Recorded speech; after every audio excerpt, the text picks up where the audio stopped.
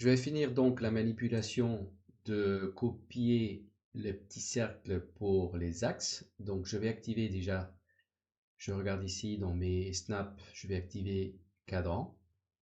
Pourquoi? Parce que je veux copier le cercle depuis le cadran inférieur, de là à l'extrémité de la ligne. Si je ne choisis pas le cadran, je serai incapable de prendre le cercle correctement. Donc une fois j'ai fait ça, il suffit de copier celui-là, donc copier du cadran ou de l'extrémité, ça revient au même, de là à la perpendiculaire. Je vais juste déplacer un tout petit peu les chiffres vers le bas, voilà. Ok, donc petite astuce. Vous voyez que là, mon plan, on va dire les axes, débordent un petit peu, et si jamais ils débordent de trop, là je les ai mis à 2 mètres sur la gauche, si jamais ils débordent trop, que je veux qu'ils soient plus près ou plus loin, il suffit de faire, avec l'outil étirer, je fais un petit rectangle, je fais entrer pour valider, et soit je les éloigne, soit je les rapproche, je suis toujours en ortho mode, donc soit je les éloigne, soit je les rapproche, on va dire que je vais les rapprocher.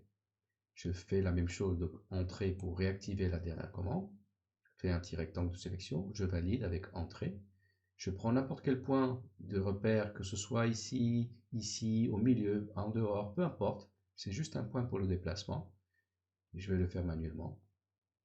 Je fais la même chose avec les lignes qui débordent, donc j'ai fait entrer, donc la dernière commande s'active, et je fais la même chose en bas. Ok, je vais rallumer les calques qui sont éteints, donc cotation et débord de toiture. Comme ça, je peux voir que rien des informations se chevauchent. On va voir maintenant comment créer un bloc à partir des calques, puisque les axes sont généralement figés, ils vont pas bouger et ils vont se répéter sur l'ensemble des niveaux du bâtiment. Bon, pour l'instant, on n'a qu'un seul niveau, mais supposons que nous ayons un bâtiment de 5 ou 10 étages et on va copier plusieurs fois les axes au même endroit. Donc, moi, je vous conseille de créer un bloc. Pour cela, je vais isoler le calque axe. Voilà. Je vais taper au clavier PL au bloc ou je vais aller dans Dessin, bloc, créer. Donc, cette fenêtre qui s'affiche, je vais ici indiquer le nom. Donc, je vais taper axe. Je vérifie que je sois bien en mètres. Je choisis un point d'insertion. Donc, on va dire c'est le point, peu importe, par exemple celui-là. Et sélectionner les objets. Je clique sur la petite fenêtre et je fais un rectangle de sélection et je m'assure que toutes les lignes et tous les cercles et les lettres soient sélectionnés.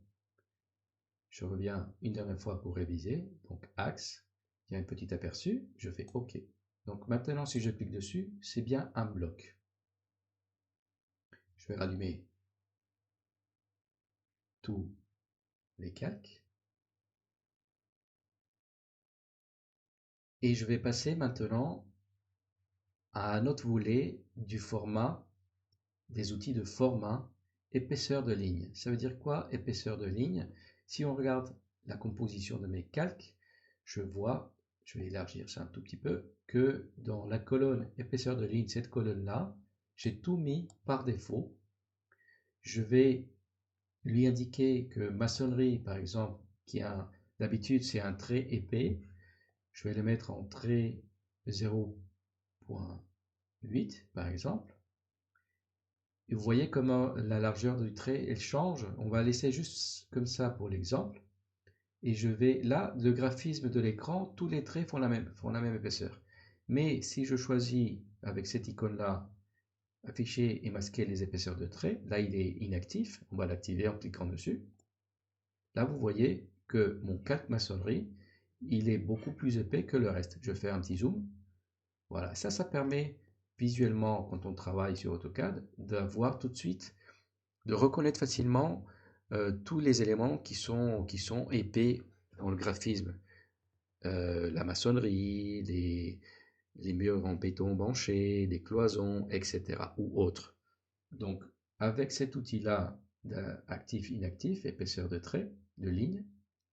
Vous le voyez à l'écran. Petite astuce. Moi, je préfère travailler avec une seule épaisseur de trait. Et je zère les épaisseurs de trait juste pour l'impression. Et ça, on va le voir à la fin de cette formation.